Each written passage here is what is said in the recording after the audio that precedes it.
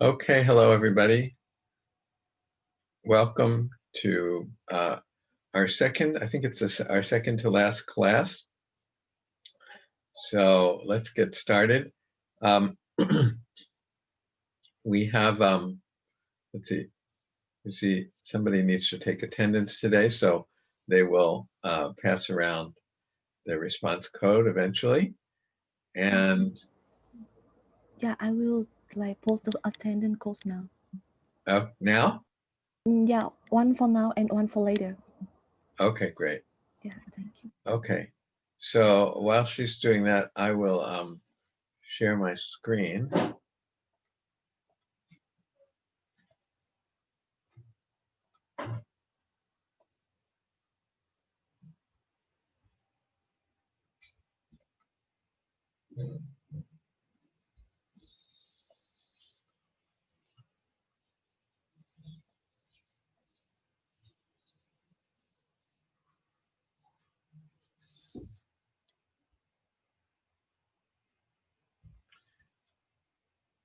So we have a final project, as I mentioned last week, and it's now posted here on our site. And there's also in the forum here, there is here, final project forum. So if you have a different project, you can suggest it here and I will review it. Make sure to give your name and the website or video you will use. Here's the link I mentioned for various projects. So if we go here, I mentioned that you can do one of these projects if you like. So they're kind of interesting. So I mentioned one about making your own security camera, where you can do image recognition, create your own email bot, and so on. So these I think are pretty easy to do if you follow along. So you can try to do these, or you can try and find your own project on YouTube or on just on the web. And but in that case, you need to get my okay. Or I have one other one that I made here that you can also do. So these first 5 videos describe a project, a web scraping project. So you can do that one as well. So that is that. And then the assignment, where you should upload your project, is here. So use Python to do a project. And let's see, upload your code and some screenshots to Manaba here in this assignment, and use Word to put the code and the screenshots into a single document. Call the file your family name dot your given name dot Python project 2020 fall dot docx rather. Also, make a video of your project showing how it works. Upload it to our YouTube site. So I made a YouTube site where we can upload this. And in order to, so that I know that whose video it is, because you don't have to put your student ID there, and you don't have to put your picture there, just a video of how the project works. So so I won't know who it is unless there's some kind of ID there.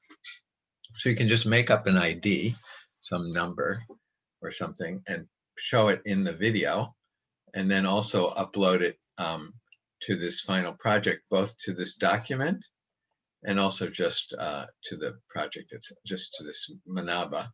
So make up some ID and upload it here and show it on the video as well, so that I can identify the video with you, but nobody else can identify it with you. And upload the video to this. This is our YouTube account, this mail, and this is the password.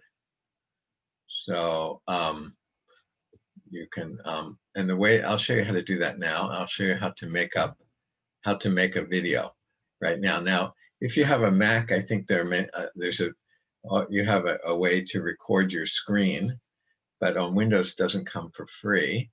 But there are many screen recorders on the web, and the one that I can suggest that you use is this one called Screencast-O-Matic. So I'd like everybody to open this up right now. So open up Screencast-O-Matic. So go to that website, Screencast-O-Matic. Try it out right now. And we will see here, and just go to the screen recorder. And it's a free screen recorder. In fact, I'll put this address in the chat box in case you don't find it, but you should be able to find it. Screencast-O-Matic. Does everybody have this now? Okay, so you just click this launch free recorder. You click that, and it says, now mine, I just did it like a few minutes ago, so it's already installed, so it's going to take you a little bit longer. Maybe I can, how can I uninstall it? I think I'll uninstall this so that, so I can do it again. How do I cancel this? Let me see if I can uninstall that Screencast-O-Matic, and maybe I can redo the same thing as you.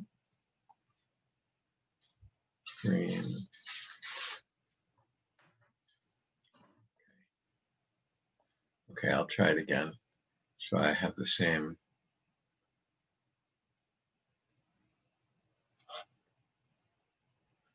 setup as you. Okay, let me try that again. So I'll just click here, click launch free recorder.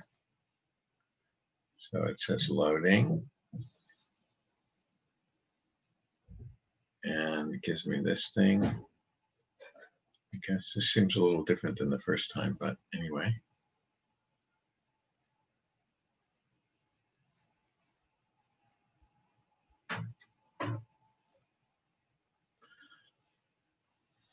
No, it's not working. Last time it worked well.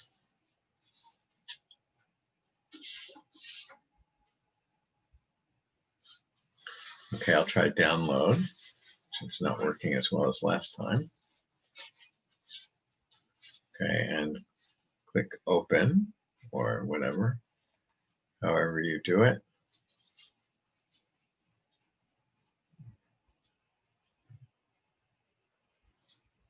Okay, so it starts this installation.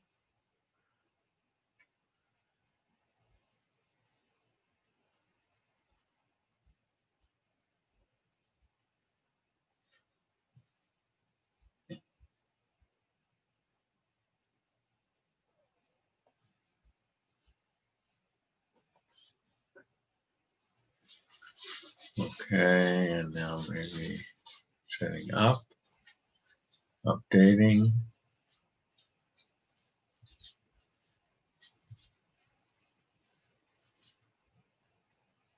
Okay, finally, I get this thing. Okay, so maybe you have the same thing. Now, if you pay for this, you can also record your computer sounds, but this free version doesn't allow you to record the computer sounds, but it does allow you to record your voice. And if you pay for it, I think you can record the, well, let's see, does this allow this as well? Oh, it does allow that, but anyway, you don't need that. You just need the screen.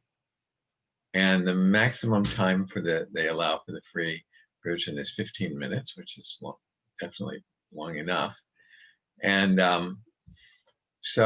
and you can adjust which part of the screen you want to record by just doing this or this. And also this thing, you can move this around like that or like that. So you can adjust that. And then you just click record.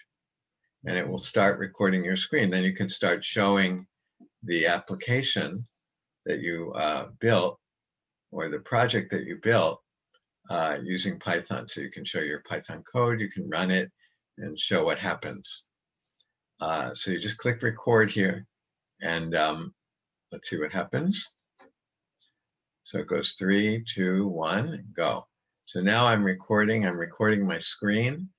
So if I change to a different page, for example, I change to that, then I can see, then it's going to be recording that. And now I can stop recording.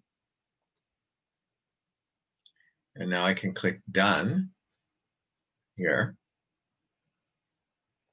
And it says here you get an option to save and upload. So that's what you want to do. You want to save it. Save it. And it says, what do you want to do with this? And there's some other options here, but if you go over here to save it as a file, I wouldn't try this upload to YouTube. That might not work that well. So I think it's easier to upload it manually. So here, save file, save video file. So you click that, and then you have to make sure it has a name, and you have to choose a folder for it. So I'll leave it here.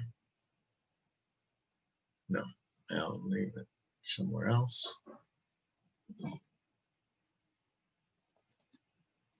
Okay.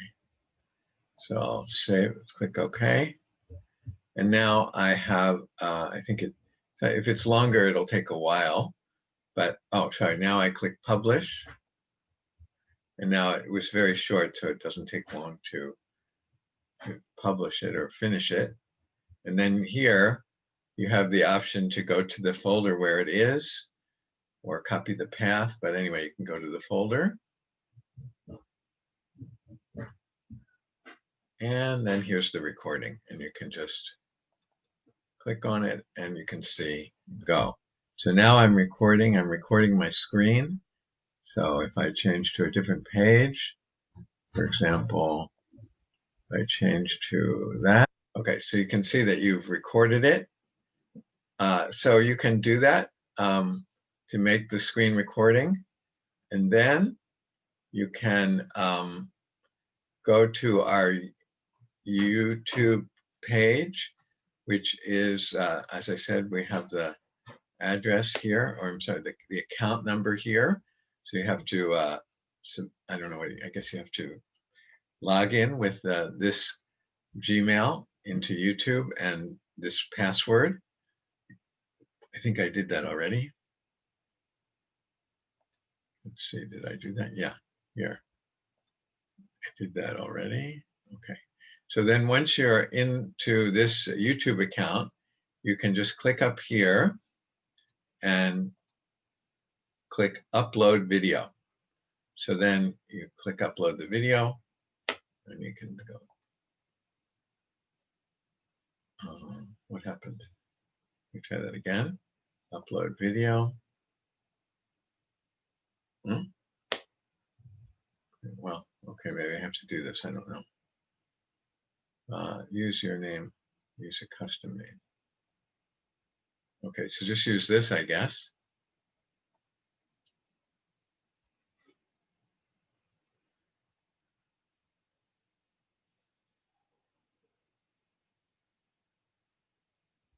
No.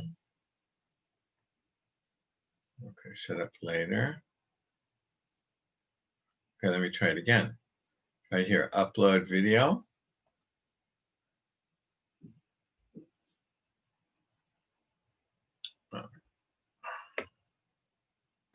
Professor, you should press manage videos. What? You should press manage videos tab, not the upload tab immediately. So press your account and go to your channel. No. This probably, here, maybe it'll work now.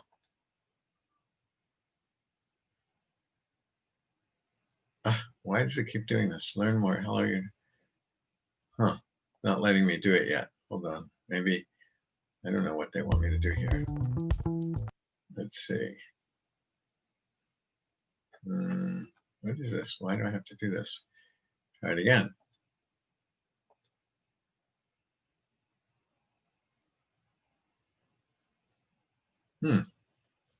Why is it doing that? Oh, okay. I didn't need to look at that. I just had to click away from there. Okay, anyway, so now you just, let me show you again. So you just go to, I think we're back here, back in YouTube. Just go to, let me go back again. I guess you could just click create or upload or whatever. Anyway, then you just select the file and upload it, and that's it. You just select it. Well, that's not it. You have to go here, and then maybe you could write a little description about it here, what your project was. You don't have to give your name, like I said, but you do have to but it would be good to give your ID. Actually, you should put your ID in here as well, the ID that you make up. You don't have to give your real ID, just the made up ID. And you could change the name of this, and you can, no, we're not going to do a playlist right now. So you can just leave that. So anyway, you could put a description in here. And also, as I said, you put the ID here, but also put it in the video. Just show it in the video so that I can see. Well, actually, it's not necessary. You don't need to show it in the video. You can just put it in this description here. That'll be fine. So you don't need to show it in the video, actually. Okay, so then you just put in a description here with that ID and go to next here and click no, it's not made for kids. Okay, so it's not made for kids, and click next and next and public. Make it public, and that's all, and publish it. And then it'll be available. It might take a few seconds, well, it depends how long it is. Might take a few seconds for them to compile it, but basically it's there. Let's see if it's ready. It was such a short video, it might already be ready. So I can just click on it here and click here maybe. Go. Okay, so now there it is. I'm recording my. Okay, so everybody can do that. It's easy to do. There are other video recording software besides the Screencast-O-Matic. You can use another one if you want, but you can use this as well. Okay, so, but you also need to upload this document here that has your code in it and has some screenshots of the work that you did. Okay, and this video doesn't have to be long. It can be just 5 minutes or less. Doesn't just, but show what the results of your project look like. Okay, and if you want, you can narrate the video. I guess you don't have to narrate it. You can just show it, but it's always nicer if you narrate it. Okay, and that's all. Anybody have any questions about this? Okay, so that is the final project, and we will have them all available to look at on YouTube, so you can look at other people's other projects, but you won't know who did it, but that's okay. All right, so we have that settled now, and let's go on now. Are there any questions? Does anybody have any questions about anything?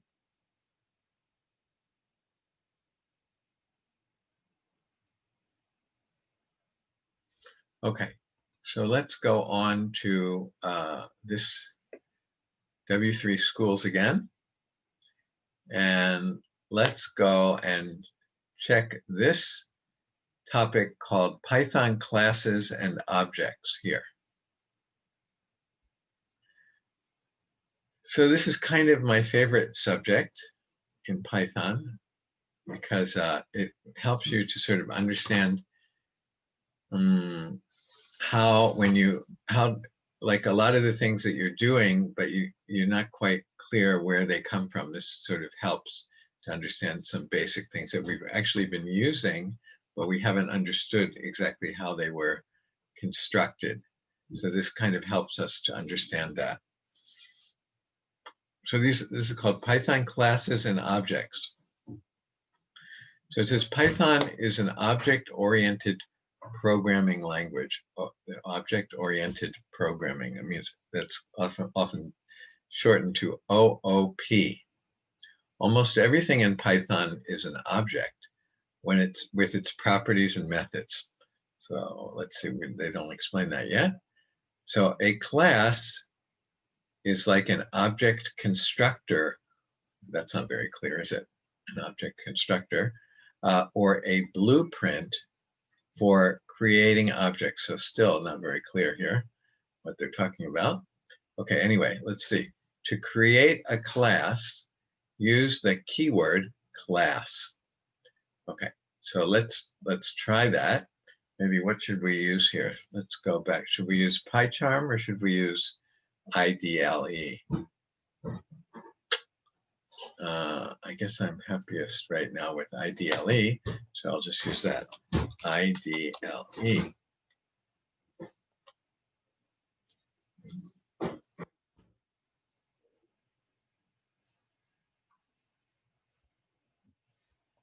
Okay, and let's get a new file.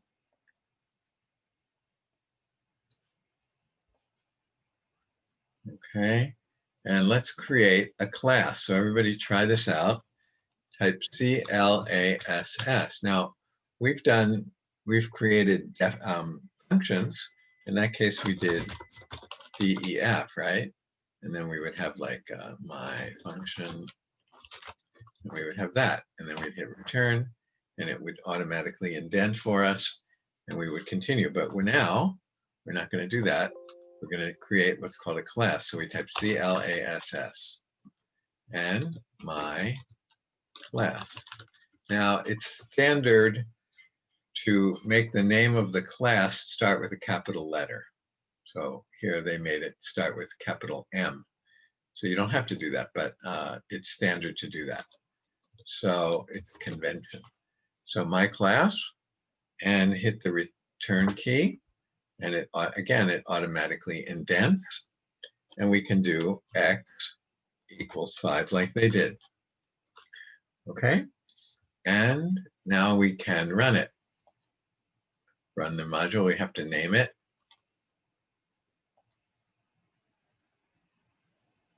So let's call it class examples. And save it. I guess I'll save it here. Okay, and we ran it and nothing happened. Okay, did everyone get this far? Everyone get that far? So we ran it and nothing happens. Let's try that here.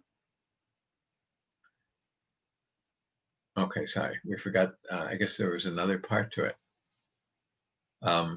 No, there wasn't. Okay, anyway, we can try printing the class. Let's try that. So let's do this. Print my class, and let's run that.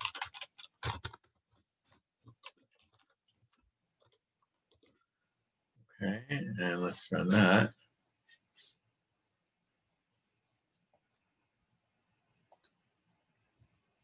And now we get this. So we printed my class, and we get back from Python that it's a class and this other stuff. Okay, so we did that. So actually what we've done is created a class, but that doesn't mean anything to us yet, right? We don't. We have no idea what we just did, but we did actually create a class. So now though, once you have a class, we can create an object based on that class. So the idea of making classes is that it's a kind of a blueprint. So you know, like if you're making cars, you make a blueprint for a particular model, and then you can make many cars from that blueprint. And the same thing with a class. So we have a class. It's not very interesting. It only has this single thing here, but anyway, we can make many examples or instances. They say instances or many examples, just like we can make many cars. Once we have a blueprint, we can make many examples of this once we have this blueprint. So here's how we make an example of the class. So we just do this, and the example would be called P1. So if this was a car, this would be one person's car, and then we could make another one.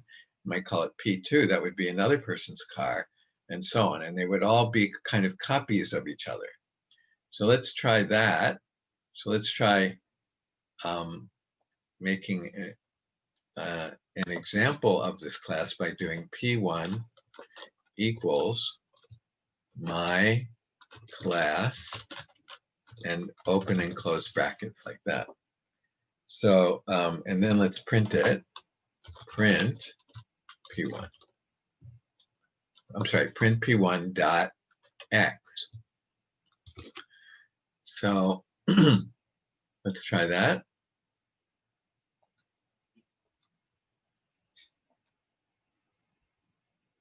Okay, so here's the 5 that, remember the class, we had X equals 5, and now we did P1 dot X. That means give us the value of X from this class that was in this class. Okay, everybody try that. Let's try it here. So we get 5.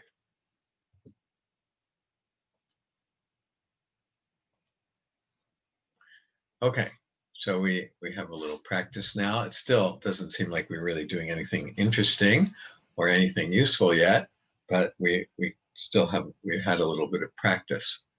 Okay, let's keep going. So here's a weird looking thing. This is a function though. I know it's a function because it has this at the end, but it's kind of weird because it has a weird name. Now, Python uses these weird names. In other words, they use this double underscore here and double underscore here. I think it's used, I forget exactly when this is used. It doesn't show up under certain circumstances when you use this kind of naming, but I can't remember exactly. Anyway, so this is sometimes we'll name functions with this at the beginning and this at the end. And here's a case of that. So this is called the init function. And init is short for the word initialize. So it's an initialization function. We'll see what that means.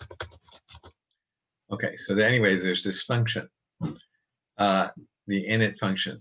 The examples above are classes. So this is called a class, and this is called, P1 is called an example or an instance or an object. So let's just write that down.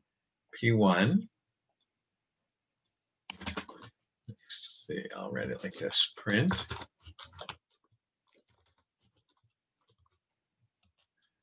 P1 is called an instance of the class or an object of the class, or, and sometimes maybe example is not the best. Maybe I'll try not to use the word example, but we'll call it an instance or an object of the class. Okay, So P1 is called an instance or an object of the class.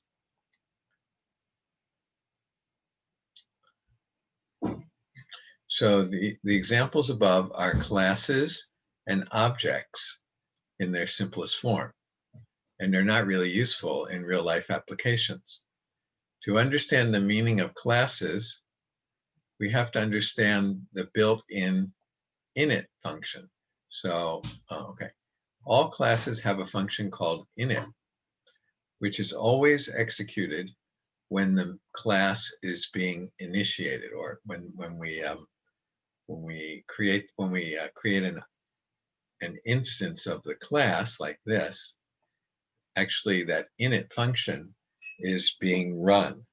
So we still don't know what that means yet, but that's what they're telling us. Just 1 second here. Let me just do one thing here.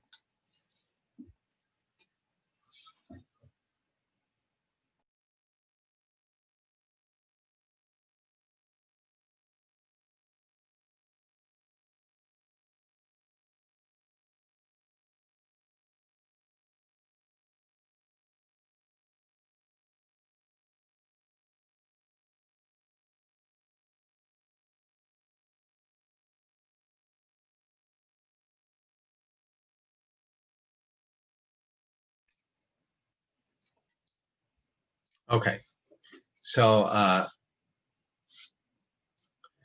all classes have an init function, which is always executed when the class is being initiated.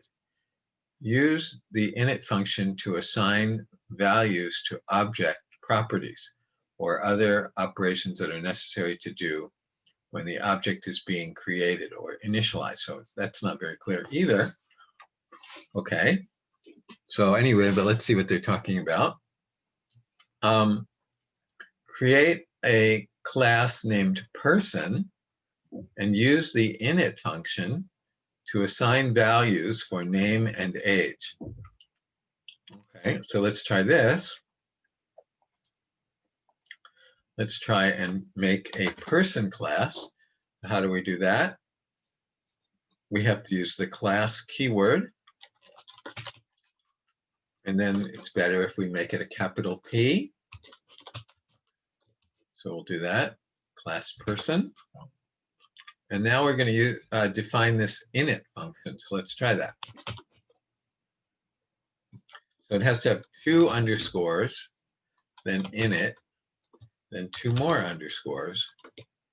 And then we have to include the special keyword called self. And then we're going to add some other parameters also, name and age. So when we talk about a person, we can consider lots of different things about people, but 2 things we can talk about are their name and their age. So that's what we're going to do here. Okay, and then now we have to use this kind of weird syntax, whereas we have to do, if we want to refer to this, sorry, wrong. Sorry about that, that's not true. Anyway, let's try and type this and try and understand it a little bit later. So self.name equals name, and self.age equals age. Now, I actually always thought this is not a good way to explain this. So what I mean by that is this. They just made this the same as this, and this the same as this, and this always makes it confusing. At least it made it confusing to me for a long time. These don't have to be the same, but they made them the same. So let's change them to make this a little bit clearer. I think it's clear anyway. So let's do this. Self name 1 and age name 1. So I just want to make sure that this is not the same as this, and this is not the same as this. So let's try this instead of what they have. Just I think it makes it clear for understanding it. Because this doesn't have to be the same as this, but in this example, they made it the same, and it's kind of very confusing because of that. Now, this does have to be the same as this, and this does have to be the same as this. Okay, so let's continue, and let's go hit return, and backspace. Okay. So now let's do this. P1 equals person John, comma 36. Okay. Now I'm going to call on somebody.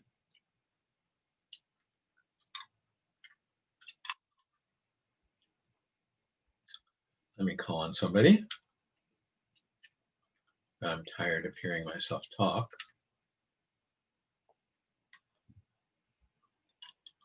So I will call on Imayoshi. Yes, Professor. Hello. So I don't think it's clear yet what's going on, but can you make a guess? What do you think this what do you think this stands for? This stands for age, I think. Okay, that's right. Okay. Yeah, it's not clear. Like we haven't explained what that really means, but it probably stands for the age, and this stands for what? Name. Yeah, right. So what we did here, what we're going to do here, is we're creating a class, and in that class, well, the name of the class is person, and so, you know, obviously it's probably about people. And like we said, people have many different attributes, like their weight, their height, their whatever, their nationality, whatever. But they also might have a name and an age. And here we're just making a class where a person will have just two attributes, a name and an age. So we're creating the class, and we said the class is a blueprint. Then once we have the blueprint, we can create what we call instances of the class or objects of the class. So this is an instance or an object of the person class. So that means like this is like a person. So this person has a name and an age. Okay, and then if that's true, then we can do this. We can print the p1.name, and we can print the p1.age. And hopefully, what? This is going to print out John, and this is going to print out age. Now, before we do this, let's just do another one of these. Let's make another person. Let's make a P2. You can call it anything you want, but we'll call it P2 equals person. And then I'll make this res Deguchi, comma, age is, I don't know, let's say 68.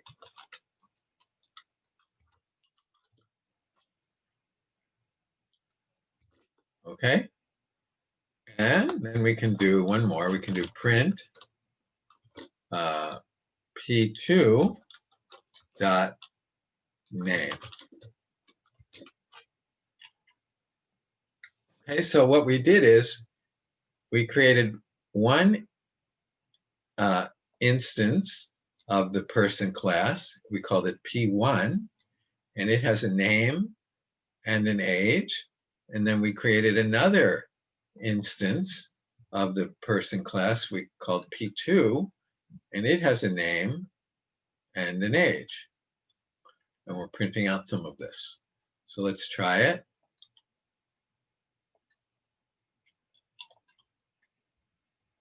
Whoops. What went wrong? Oh, okay, good. Okay. So, okay, good. So I made a mistake here, and I think it's a good mistake. I mean, good mistake because it shows you that there's a difference between this and this. So this is will get filled in by whatever we put in here. So it will get filled in by John. So this will be John in this case, and then that will be assigned to this. So the variable name is name1, but it gets its value from this thing, from here. So if I want to print it, I'm not printing this thing, I'm printing this thing. So I made a mistake. I have to print name1 and age1, and same thing here, name1. Let me try it again.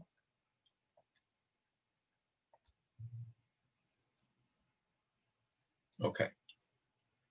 So that's why I think it's good to separate these. Now, some people say it's not good because I don't know why, but to me, it looks good. Because it allows me to visually see that this is distinct from this. This comes from here, but then we assign this to this is like a variable within the class, or rather, this is like a variable within the class, and this is like a variable within the class. But we have to use this special syntax with self at the beginning. A little bit confusing, but anyway, let's keep going. Okay, note the init function is automatically called every time the class is being used to create a new object. So whenever we create a new object like we're doing here, the init function is called and these things happen. Okay, let's keep going. So we call this and this, or in my code it was,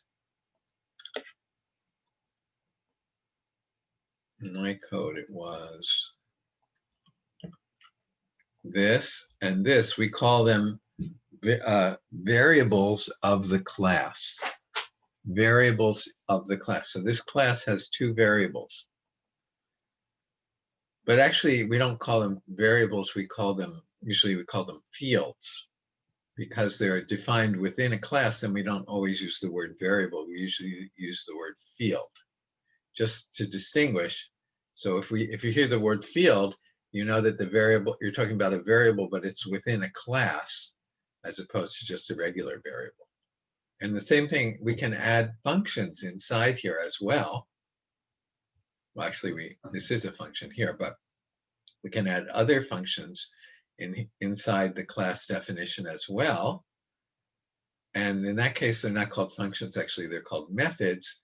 And that's just so that, if you hear the word method, you know it's a function in a class. But anyway, it's just a function. So object methods, or functions inside an object, inside a class. Objects can also contain methods. Methods in objects are functions that belong to the object. So let's try that. So they're going to define, in addition to this stuff, they're going to define a function. So it's called my function. And it has to have this keyword in there. But anyway, it has, what does it do? It prints, hello, my name is self.name. Okay, so let's type this, let's create this function. Now the difference with our code is that we don't call it self.name, we call it self.name1, right? That's what I did. So let's create this function. see how we can, how it's used.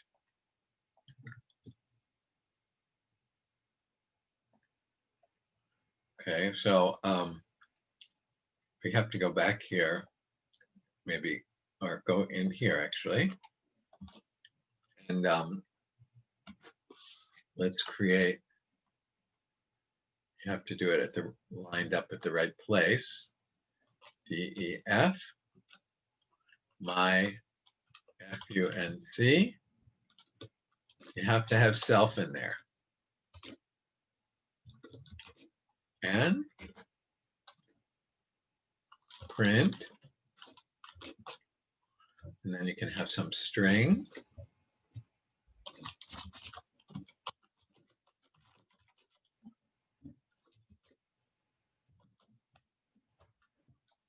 Like that. Print, hello, my name is. And then plus. And then I want to get out, I want to extract the name from the object. So the way that you extract the name is you go self, that means the object, and then dot the name variable or name field. So name, I called it name1. So I'll do that. Okay, so now we have a function defined within the person class. Now we have a function, myfunc, defined within our class. Okay, good. So how can we use this function? Well, how did we use the name variable? We did p1 dot the name variable, or p2 dot the name variable. So how do we use the function as well? So for example, what will happen, let me erase this one. And suppose I print out, suppose I do this. P1 dot myfunc. So let me call on somebody and ask them to guess what you think is going to happen when I do this. P1 dot myfunc. Now here's myfunc. What does myfunc do? It has only a print statement in it. And what does it print? Here's a string. And then we concatenate that with this. So if I do this, P1 func, myfunc rather, and also let's do another one. Let's do this, P2 dot myfunc, and I'll call on somebody, and I want you to guess what you think this might do. So how about Viella? Yes, Professor. So what do you think this is going to do? I think the first one is gonna print out, hello, my name is John. Meanwhile, the second one is gonna print out, hello, my name is Press Deguchi. Okay, I think you're right too. Let's see it, what happens.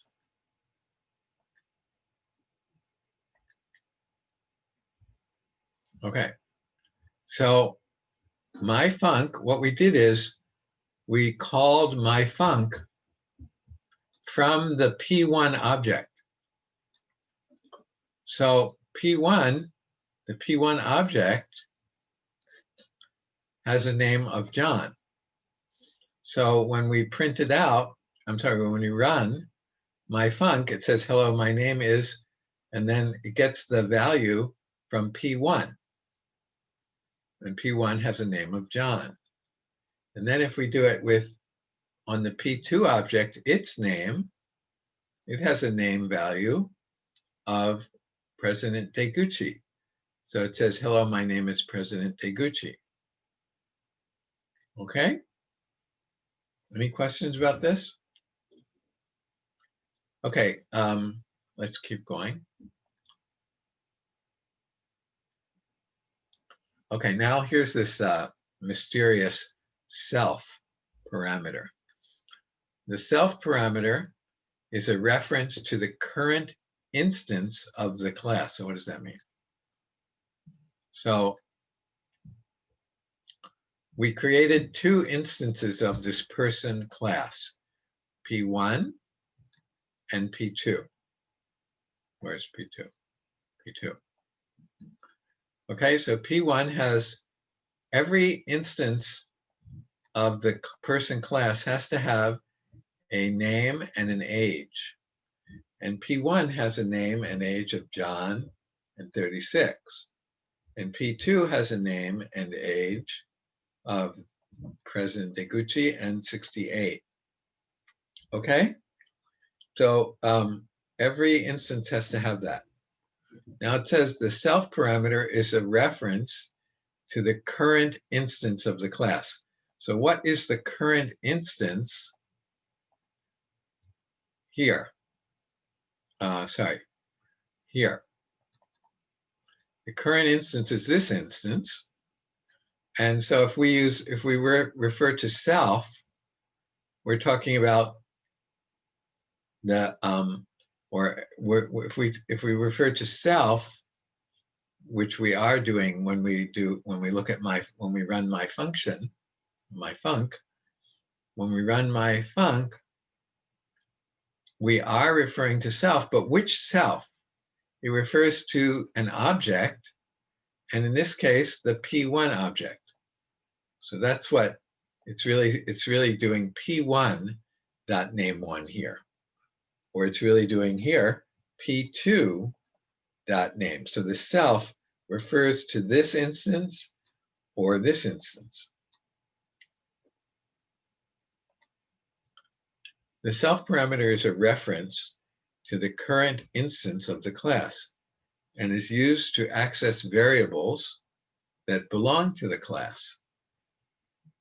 It does not have to be named self. You can call it whatever you like, but it has to be the first parameter of any function in the class. So we don't have to call it self. We could have called it anything here, but everyone always calls it self, but you don't have to. But it does have to be the first parameter in the init function. So whatever the first parameter is, that's what you would put here. That's what you would put, yeah, that's what you would put here. I'm sorry, that's what you would put here and here. So whatever you call this, and everybody always calls it self, but you don't have to. But then you have to put it here, here, and here. And it refers to whatever instance you're talking about. If you're talking about P1, then that refers to P1, P1, P1. If you're doing it here, if you're running this, then it refers to P2.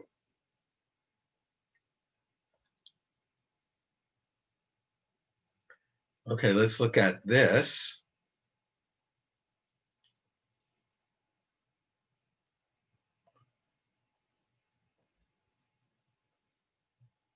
Okay, let's look at this. Use the words my silly object and ABC instead of self. So they're just saying you didn't have to use self. You could have put that there. Then you'd put it here and here. And you could also do instead of self, you could put something here, and then you'd write the same thing here. Okay, so it doesn't have to be self. Okay, anybody have any questions so far? So it still doesn't seem that useful what we're doing, but this is the way most,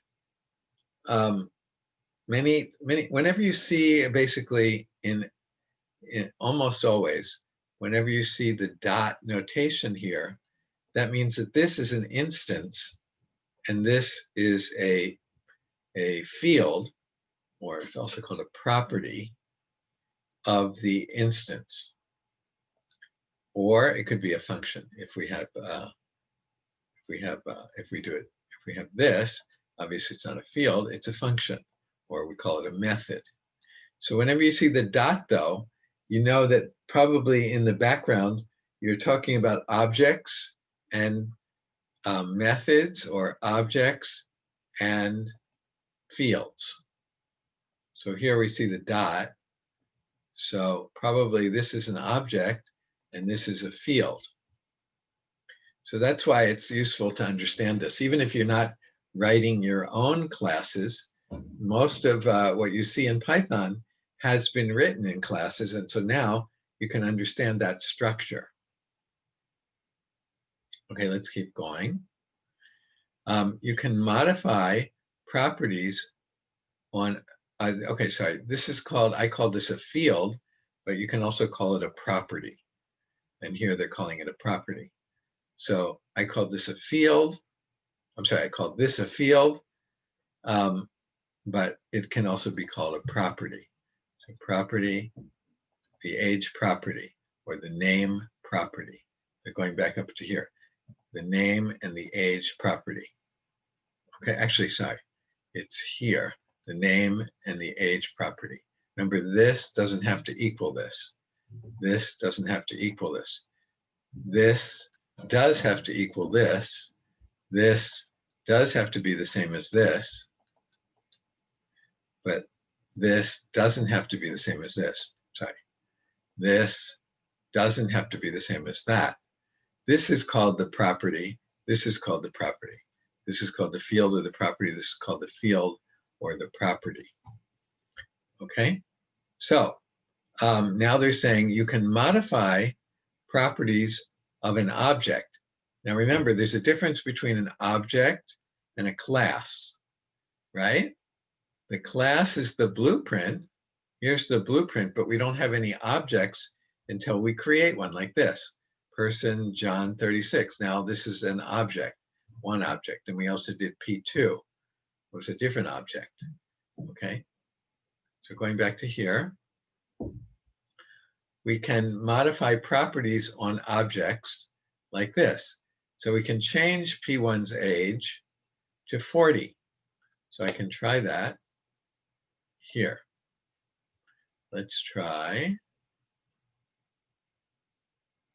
Let's change President Deguchi's age, P2 dot age equals 70. So we're going to change the age like that. We can do that. Now, if we go down at the end and we do this, print P2's age, President, let's say, he is plus P2 dot age. So let me ask somebody, how about Min Seo Kim? Are you here, Min Seo Kim? Yes, Professor. Okay, so if I started out with P2 is here. Yes. Okay, so that was P2. And then I did this, P2.age, like that. Yes. And then I'm going to run down here. I'm going to print this. He is, and then plus P2 age. What's that going to be? I think it will print he is 17. Okay, let's check it. I think you're right. Whoops. What's wrong? Uh-oh. Okay. How do I fix that? Somebody tell me how to fix it.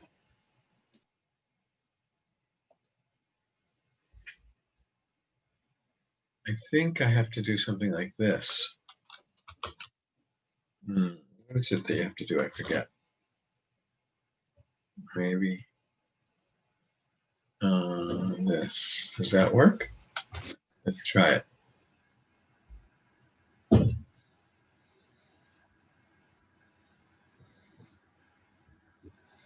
Now, how do we do it? I forget. Professor, you should do opposite. You should convert the integer to a string. So you should write str. Right. Yeah, right. Sorry, you're right. Okay, good. In fact, it says, yeah, anyway, yeah, that's right. Okay, so let's try that. Okay, now it works. So it didn't want me to concatenate a string with a number. So I had to convert it to a string first. Okay, so then it works, right? He is 70. He is the P2 age. Okay, so the point here is this. We can change the age property or the age field to another value, like 70. Okay. You can delete object properties. You can delete properties on objects by using the del keyword. Now, I've never used this before, but I guess you can delete it, which is kind of, I've never seen that done actually. Let's see what happens. So here we do P1 person, John, 36, and then we delete the age property. As I said, I've never seen that done actually, but I guess you can do it. And now I refer to P1.age, but it doesn't exist anymore. That property has been deleted.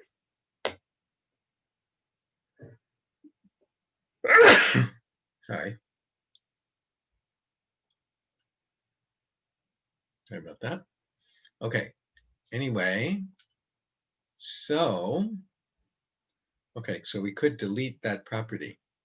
Like I said, that's kind of, I've never seen that done, but maybe, I don't know when it would be useful, but I guess you could use it somewhere. Okay, so you could delete P1. Okay, next. Class definitions cannot be empty. So if you create a class and you don't know what, haven't decided what you're going to put in it, like here, we put in, at the beginning, we had self-name and self-age. So we had name and age, or even here, we had x equals 5. But if you don't know what you're going to put in it at all, you're just going to create sort of a blank class. You can't just leave it empty here. You have to put something there. So you can but just use the pass keyword. So that just allows you to sort of create a class that has nothing in it. Okay, so you can do that. Class person pass.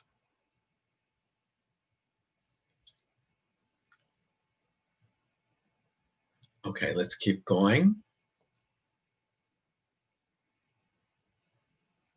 Okay, next topic is called Python inheritance. So inheritance is part of classes, and inheritance allows us to define a class that inherits all the methods and properties from another class. So we can talk about the parent class and the child class. So we can have a parent class, for example.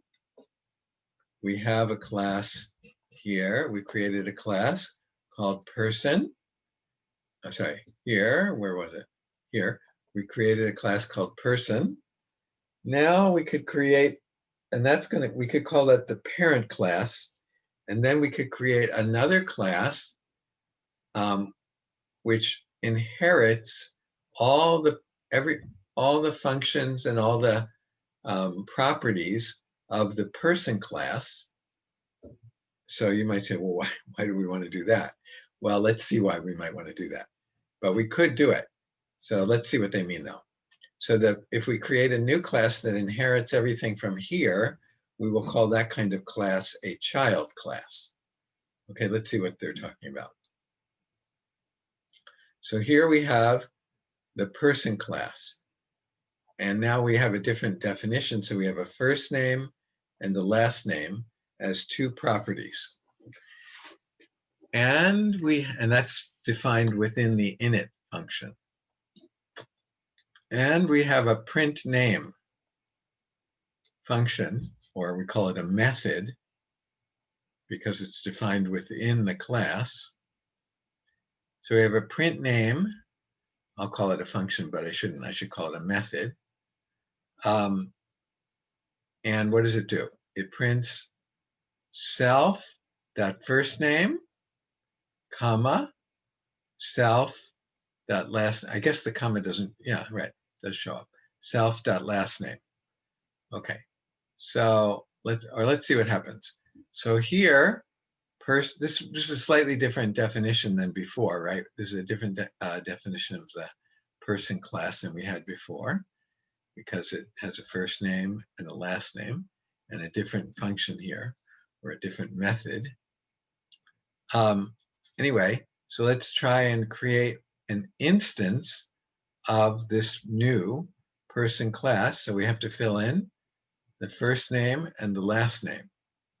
So that's what we do here and here. And we'll call this person, we'll call this instance X. Now we do X and we do the print name function. So let's see what happens. So here we create the class with the init function and some function here, some method here. And then we create a new instance, which we call X. And now we run the print name on X. And what do we get? John Doe. So there's no comma here, right? I was wrong. There's no comma here. And it doesn't show up here, rather. It's just John Doe. And so what? So how did it work? It printed the first name and then the last name. And so this is what we get. Okay? Does everyone get this so far? Okay, then one thing I forgot to say, and that is the init function defines what variables you have to put in when you create a person.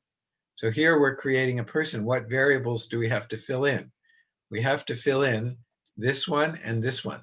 So it requires that we fill in two variables when we create a person. That's because this was in the init function and this was in the init function. This doesn't do anything. This every function has to have this, so we just kind of ignore that. But this says that we need two variables to create a new person because there are two variables here. Okay, so that's one thing about the init function. Okay, let's write this code ourselves.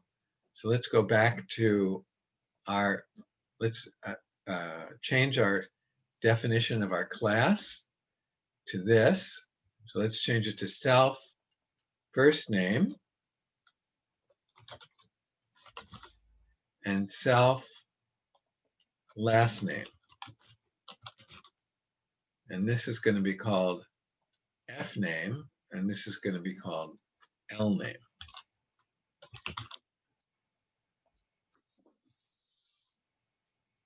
Okay, so try that. Change your code to that. And don't forget that we have to, this has to match this, and this has to match this.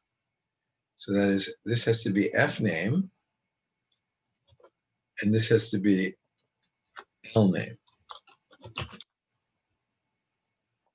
Okay, now we're not, well, we could leave this function in there, except that it doesn't match anymore. So I guess we'd have to write something new here. So maybe I could write F name here. We can leave this function in. They don't have this function here, but we can leave it there. We can have that function in there, but let's create the second function that they have, or the other function that they have, which is the print name function. So let's create that as well. So def print name has to have self in it.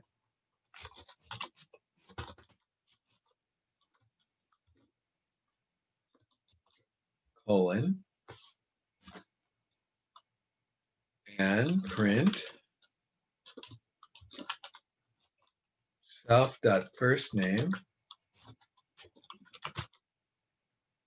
comma, self.lastname. Okay?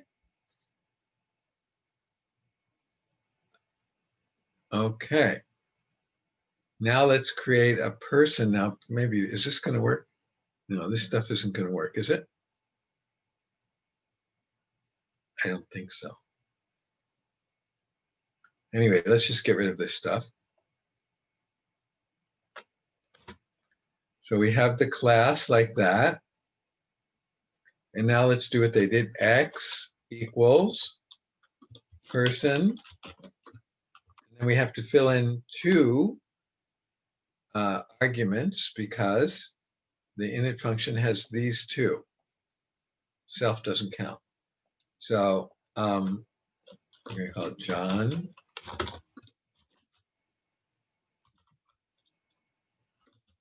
Comma.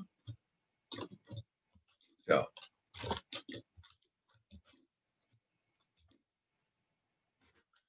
And we're also going to, once we create an instance, in this case, the instance is called X, or once we create an object, in this case, the object is called X, then we can run one of the methods. So we can run this method or this function. So we can do that by doing X dot, and then the name of the method or the function. Like that.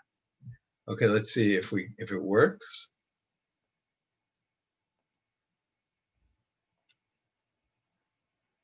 Okay, so it worked. So we created John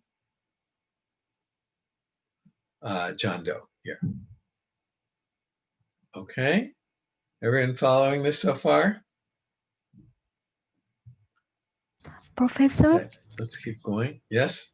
Yeah, the second response is going on now, so Okay. yeah, thank you so Okay, much. everybody can do that now.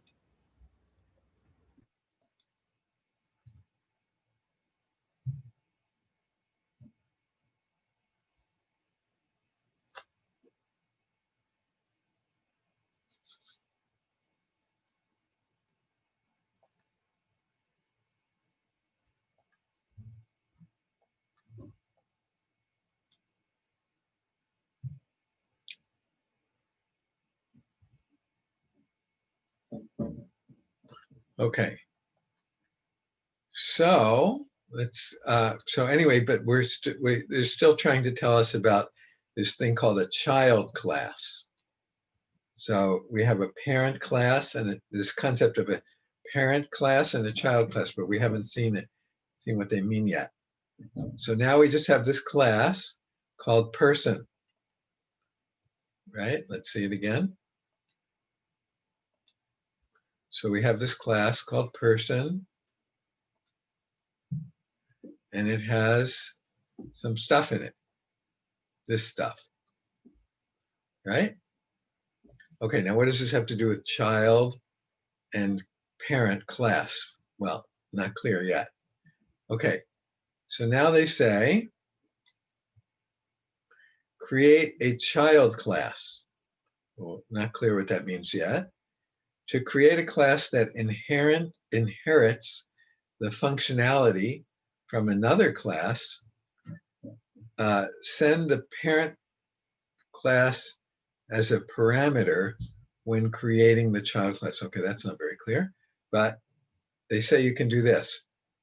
Let's create a student class. Does everyone understand right here we're creating a student class? Let me copy this.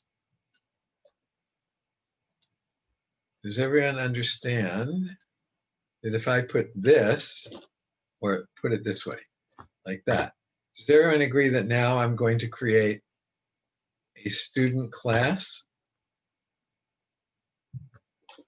I think the indentation is wrong here. Let me see this.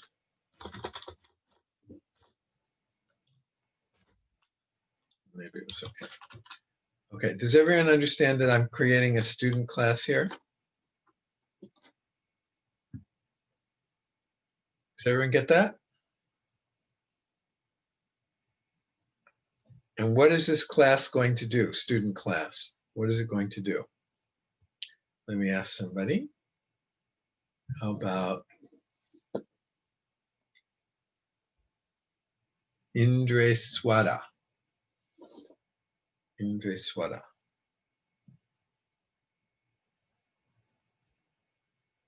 Is Indre Swada here? Maybe not. Okay, our TA will take note of that.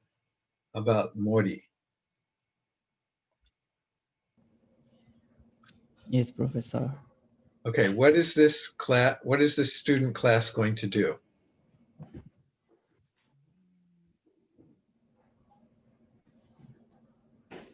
Question.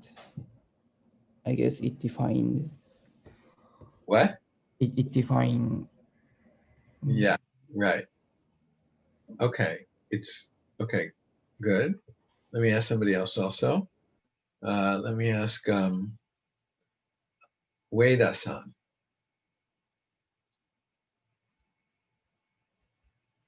Ueda. Is it me? No, Ueda. Ayano. Yes, Professor. What is this class going to do?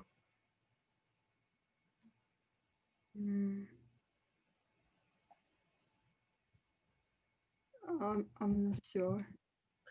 Okay. How about Soo Bin Kim?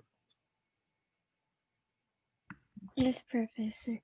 What is this class going to do? I think it will define the student. Maybe. Anyway, it's a kind of trick question.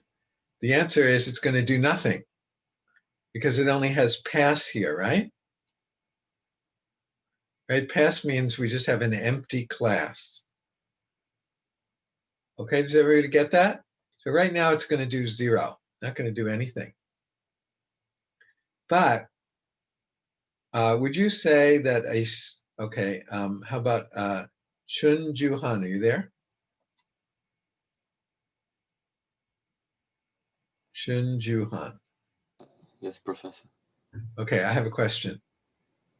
Would you say that a student is a person? No. No, how about you? Are you a person? Yes. Okay, good. So then I think we can, won't you agree that a student is a person in general, I mean? Of course, right? Is it? Right. All of the students in here are also people. Every student in this class is also a person, right? Yeah. Okay. So, so the name student and person, at least, in common language, we would say that every student is a person. So we want to use that idea here. We want to say, we're going to create a general class, which is person, and then we're going to have subclasses like student and teacher and faculty and so on, but they're all going to be persons.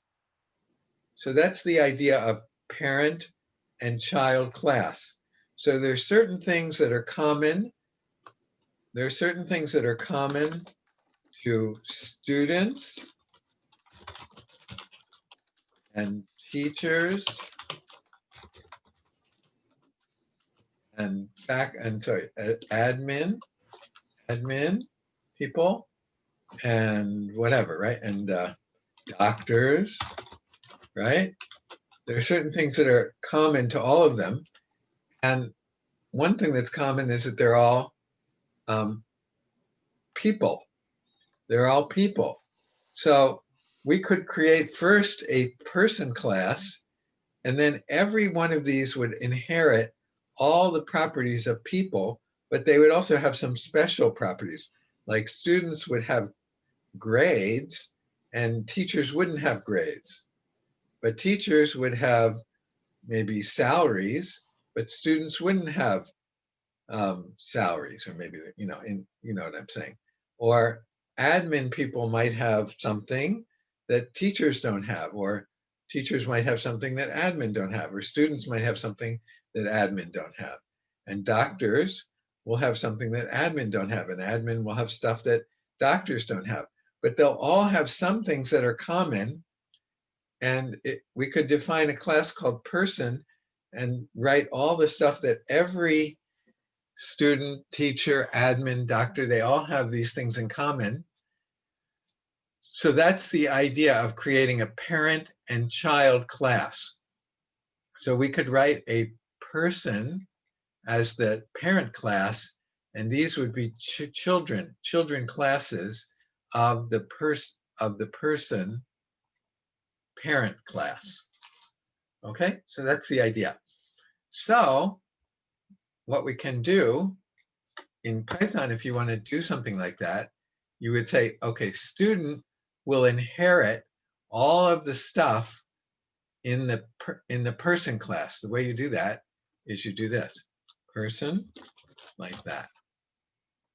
Okay, and now all of the stuff that we wrote for the person class will be inherited in the student class. So for example, without writing anything more, like I'm not adding in any other properties, no other properties. I'm not adding any new properties for student. I'm not adding any new functions, or what we call methods, for student. But still, look, I can create a student called X like this, and it will have the print name function, or the print name method available to it, even though I didn't write it in the student class, because I said that student inherits everything from person, from the person class. So that's what we mean by a parent class and a child class. And this process is called inheritance. Inheritance. So let's try that. Let's try doing this. Well, do I have that in there? Yeah. Okay, let's try this and see if it works.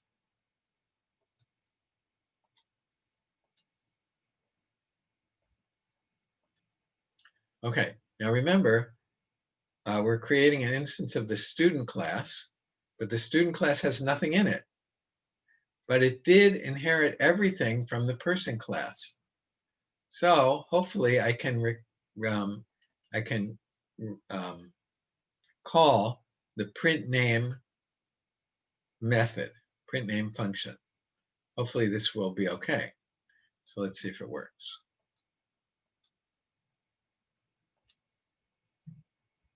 Okay, so it worked.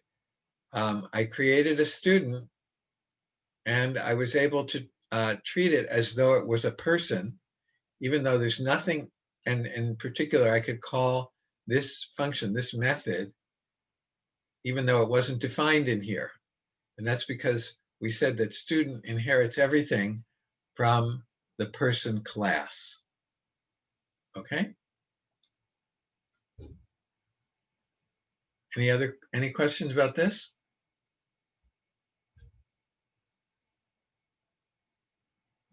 Okay, so that's called inheritance. Okay, so let's see. Add the init function to the student class. So far, we have created a child class that inherits the properties and methods from its parent. We want to add the init function to the student class instead of the pass keyword. So the init function is called automatically every time the class is being used to create a new. Okay, so we have this. When you add the init function, the child class will no longer inherit the parent's init function. So if you rewrite, you can add in the init function, but remember what our original init function was in the parent class. What was it? Here, we had, we defined a first name and the last name within the init function. So now if we write an init function for the student class, then the student class will no longer use this init function. It'll use whatever we write here. So if you want it, we call it overwriting. If you want to overwrite the function here for this class, you can. If you don't overwrite it, this will be used. But if you want to, you can overwrite a particular function or method or property in the student class if you want to. Anytime you do that, then you don't use this one or this one or this one. You'll use the one that you define here. So it's called, I'm sorry, it's not called overwriting. It's called overriding. Overriding the inheritance of the parent's init function.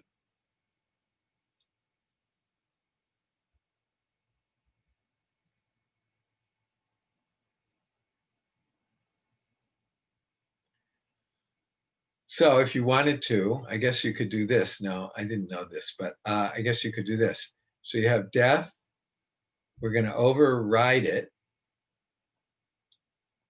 In the student class, we're going to override it, the init function.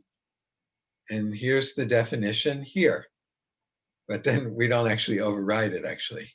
We just, we say, oh no, we're not going to, we're going to use the person one. So, and that's how we say that.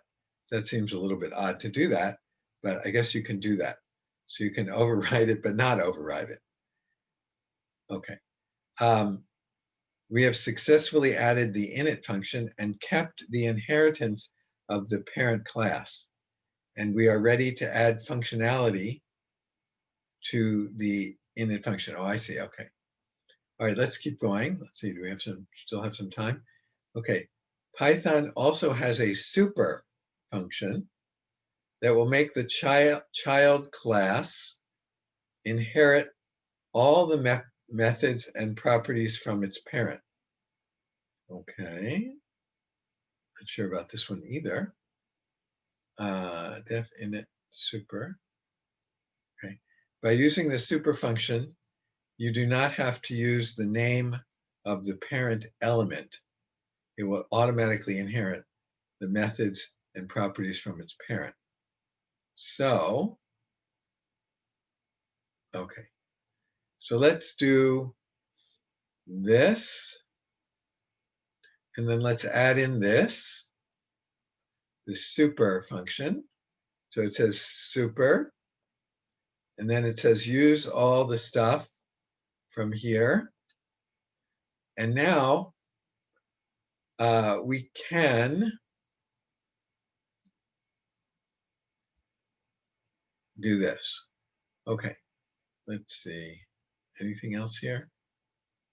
Okay, like we said, we can add methods to the student class. New method. This is a new method, welcome. Okay, so this is only for the student class. This is not for the original class, the person class. So we can add in new methods to the student class.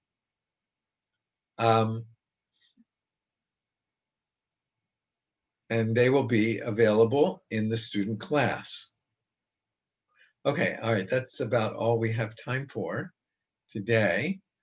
So this is a brief introduction to classes and inheritance. So inheritance is actually part of the concept of classes, or part of the concept of object-oriented programming, or OOP. Okay, anyway, so I think one thing that you should realize is that whenever we see stuff like this,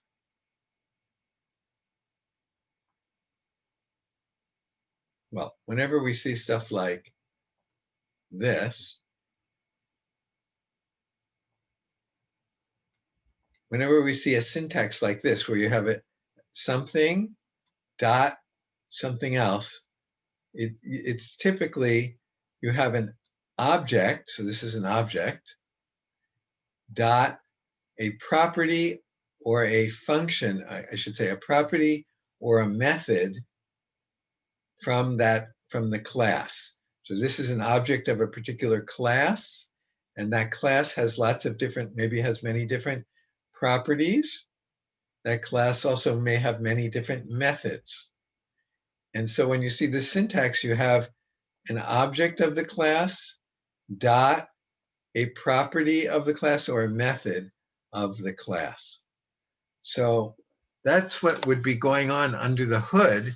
So when you see something like x.printName, you should think, oh, x is an object of some class. And this class must have a printName method. And then you could go back and look in maybe at the libraries of and so on, and look for the definition of the class.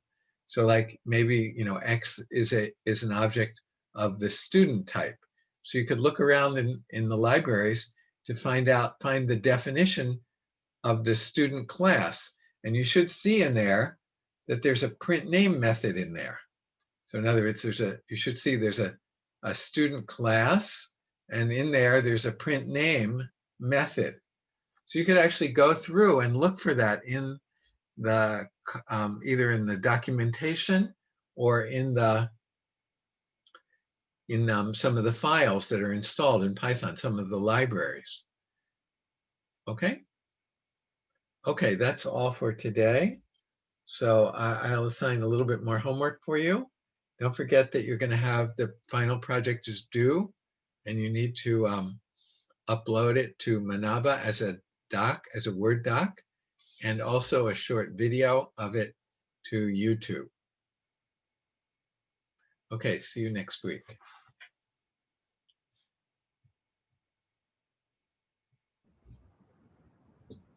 Thank you.